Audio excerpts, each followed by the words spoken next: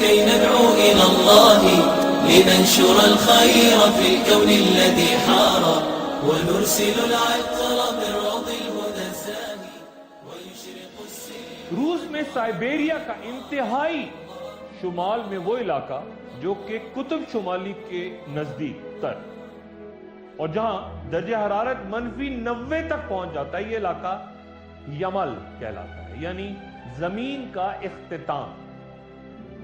بیان ہوتا ہے کہ دنیا میں قدرتی گیس کے سب سے بڑے ذخائر اس علاقے میں، جس کے باعث یہاں حالیہ برسوں میں گیس تلاش کرتی چند بڑی ملٹی نیشنل کمپنیز نے ڈیرا ڈالا.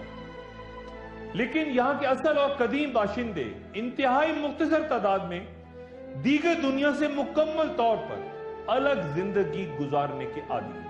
ایک بہت مشکل دشوار زندگی. جولائی 2014 میں وہاں پرواز کرتے ہیلی کاپٹرز کے پائلٹس اچانک چونک پڑے جب انہوں نے اچانک زمین میں 30 میٹر چوڑا ایک سوراخ دیکھا.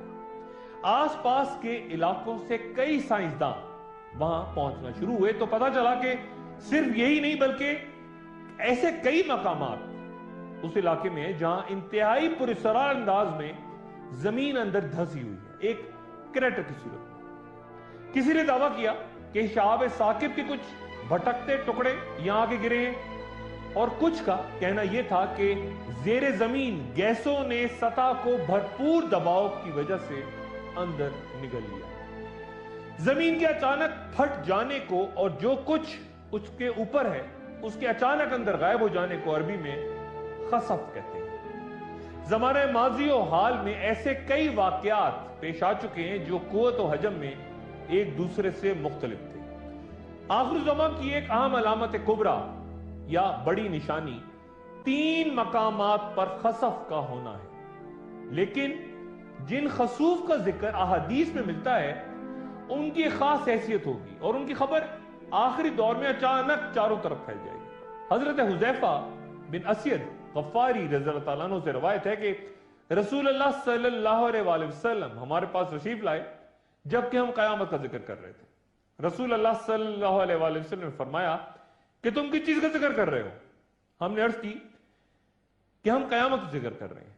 آپ صلی اللہ علیہ وسلم نے فرمایا کہ یقیناً قیامت اس وقت تک قائم نہیں ہوگی حتیٰ کہ اس سے پہلے 10 نشانیاں دیکھ لو.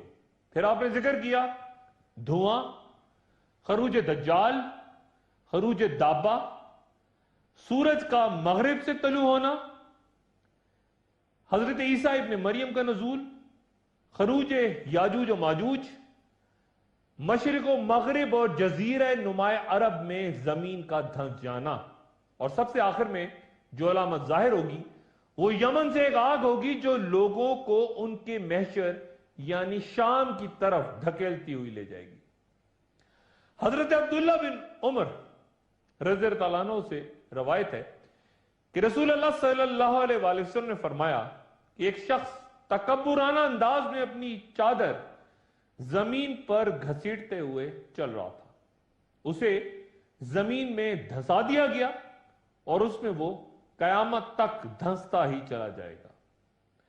حضرت انس رضی اللہ عنہ سے روایت ہے کہ رسول اللہ صلی اللہ علیہ وسلم نے فرمایا کہ اے انس، لوگ مختلف شہروں میں رہائش اختیار کریں گے. ان میں سے ایک شہر کا نام بصرہ یا بصیرہ ہے. اگر تمہارا وہاں سے گزر ہو یا اس میں داخل ہونے کا اتفاق ہو تو اس کی شوریلی زمینوں سے، اس کی زرعی پیداوار سے، اس کے بازاروں سے اور اس کے عمرہ کے دروازوں سے بچ کے رہنا. تم اس کے نواحی علاقوں تک ہی رہنا کیونکہ اس شہر والوں کو زمین میں دھسا دیا جائے گا، ان پر پتھروں کی بارش ہوگی اور وہاں زلزلے آئیں گے. کچھ لوگ وہاں رات گزاریں گے مگر صبح ہونے سے قبل بندر اور خنزیر بن جائیں گے. گویا اس حدیث میں خبر دی گئی ہے کہ لوگ جن مختلف شہروں میں جا کے آباد ہوں گے ان میں سے ایک کا نام بصرہ ہوگا. آپ صلی اللہ علیہ وسلم خبردار فرماتے ہیں کہ اس شہر کی شوریلی زمینوں، نباتات، بازاروں سے بھی بچ کے رہ جائے جہاں لوگ جمع ہوتے ہیں یا خریداری کرتے ہیں. اور آپ صلی اللہ علیہ وسلم نے انہیں ظالم حکمرانوں کے دروازوں تک جانے سے بھی روکا کیونکہ شہر میں زمین دھنسنے، پتھر برسنے، زلزلے بپا ہونے اور شکلیں مسخ ہونے کے واقعات ہوں گے، اور آپ صلی اللہ علیہ وسلم نے بصرہ کے گرد و نواح میں رہنے کی ہدایت فرمائی۔ زمین دھنسنے کے جن 3 واقعات کا تذکرہ آخر الزمان میں ہے، محققین کے مطابق مشرق میں وہ کہیں مشرق بعید، مغرب میں کسی مغربی ملک میں، اور جزیرہ عرب میں مدینہ منورہ میں میدان بیضا میں۔ اللہ اکبر اللہ اللہ اللہ اکبر لا الہ